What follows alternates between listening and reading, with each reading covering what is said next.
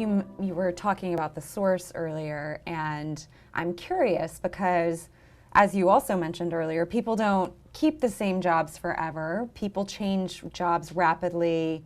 Our skill sets need to change. How did you move into designing and developing software to solve problems? How have you personally sort of navigated moving into different industries?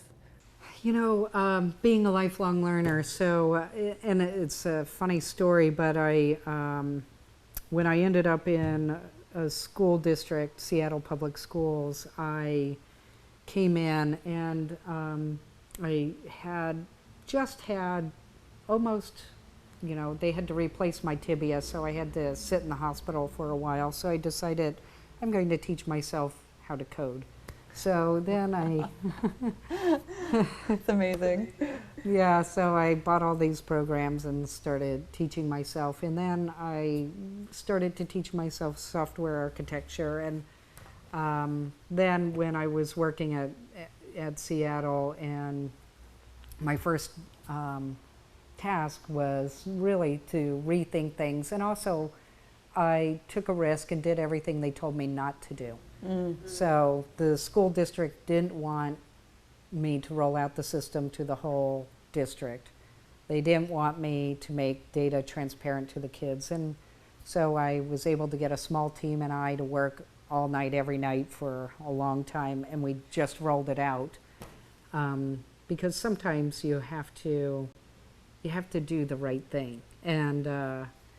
And by doing that, now the source is still there. And it was funny, two mothers just Skyped me and they said, thank you for the source because it's still running autonomously.